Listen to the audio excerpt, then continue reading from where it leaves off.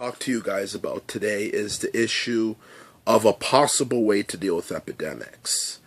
Of course, this may work and this may not work, but it's just my possible solution. Every single thing in this world you take with a grain of sand.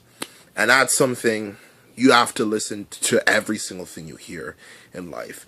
But the problem with epidemics that are going around today is that scientists, when they deal with epidemics, they forget one of a rule.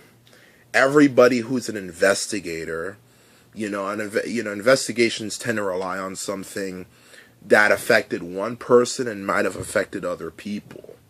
Because if you're looking for a butterfly effect, and what's a better and honestly, you can finding a disease is a very good example of a butterfly effect. You have to always, and just in general, this is something they teach in school and stuff, and I know, is that whenever you're trying to look to solve a problem, you look for where it started. From the very first place it started.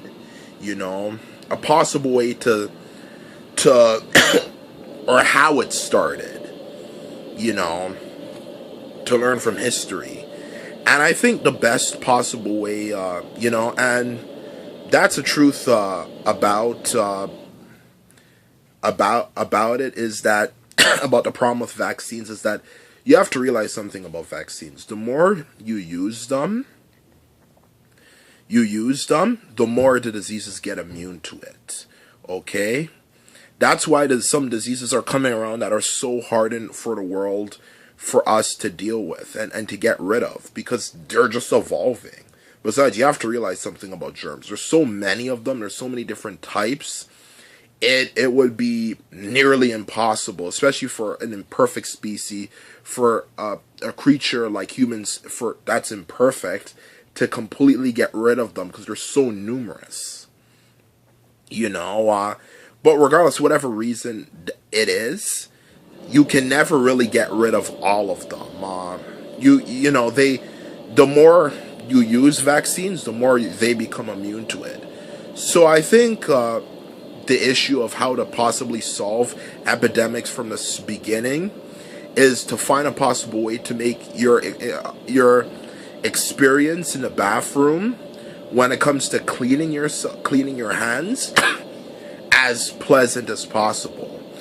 Because if you look at history, everything from the bubonic plague that killed hundreds of people years ago, that killed like 20% of the world population, even for the time period, there is people making from what I remember, there is people making recommendations saying, hey, wouldn't this, maybe if people just simply took a bath or something, or all of these different ideas couldn't have possibly made the situation less worse, but they didn't listen, and look at what happened. Half of Europe's population died. They were the ones affected the worst by it. So you have to realize something. You have to stay clean. And everything from the Ebola outbreak. A lot of those people in those places who got the Ebola, I don't talk down on African culture, but at the same time, some parts of Africa are very primitive. Some of them, they make huts made out of fecal matter, made out of animal fecal matter, which is animal crap. So they don't know much about sanitation. But it's not just Africa. There's a lot of cultures throughout the world that still do things similar to that. Mongolia does the same thing. So it's not an issue. If you're thinking it's an issue of Africans are primitive, no. But Ebola came from a country that apparently is not known for having the best quality sanitation. Okay? Is not having for the best quality sanitation. Look at what happened to Ebola. It evolved. Maybe it evolved and it became what it is today.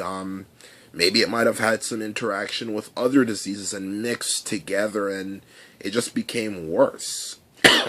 So when you really look at all the diseases of the world, they all come down to just simply some people just not having very good cleaning habits. When you really look at it. So a possible way we can deal with with the issue, a possible way we can deal with the issue of of uh, how to clean, of how to make your experience in the bathroom when it comes to cleaning yourself as pleasant as possible, is, for one, we could, how they have automatic machines nowadays where you just simply put your hands beneath it and just simply water comes out. Let's make something where it'll only work if you put soap on your hands first, because I think that's something everybody can agree on. Most people seem to like the feeling of water, and either warm or cold, going on their hands. It's just the way a lot of people in the world are. They just like the feeling. So for them to get that pleasant feeling and a nice warm water, and I feel they could increase the temperature for these automatic tap machines to make it even warmer, but at the same time not too warm. So it could be nice and good, but at the same time you have to use soap regardless, because because obviously people are gonna check you. Some people are gonna check you, and dirty people, from my experience with them, they don't like to be caught and said dirty. People say, did you wash your hands? Did you wash your hands? And obviously they're not gonna smell your hand, but at the same time, if they see your hand is wet, now they're saying, now I think you did actually clean your hands. And the fact that they had to have used soap, obviously also is something that shows that they clean their hands in some way. They might have done a poor job and not put much effort, but they had to have done something, and especially the fact that if they like the feeling, they probably rub their hands with it, just like wiping your hands with lemon wipes, which is something I'm going to get to a bit later, because you have to realize something about lemon wipes. Now, I think everybody might remember the days when KFC used to have them, at least from what I remember here in Canada. I think they still have it in the States. But lemon wipes are something they serve at restaurants. So maybe it's possible, lemon wipes, it doesn't just have lemon in it. It has other chemicals that helps break down the germs or something. So let's just say you're on the go. Maybe the sink is broken or something. Or maybe you're in a rush. Whatever happens, you can just simply, it would be out there kind of like sticking out like a baby wipe, and you would just simply take it off and wipe your hands with it easily. Sure, it's still not as good as using soap and water, but at least it's an alternative if people really want to live a dirty lifestyle. I mean, if people want to do something, because sometimes, the sinks are so dirty, people spit in them, there's people's boogers, there's nasal hair in it and all that sort of stuff in it, that people just don't want to use it. Sometimes the sinks are just broken, and sometimes they're just over flooded.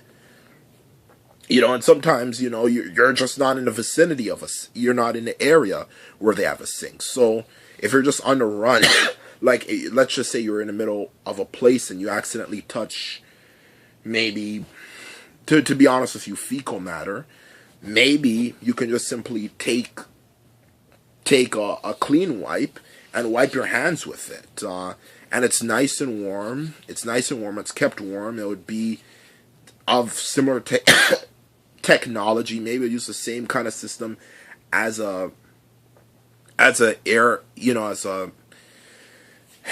something that you wipe your hand with. I mean, something that you blow your hand, a hand blower, whatever they call it, to help you keep it warm and make it or just something, maybe they just have wipes in, and it's just something that keeps them warm, so you can wipe your hand with it.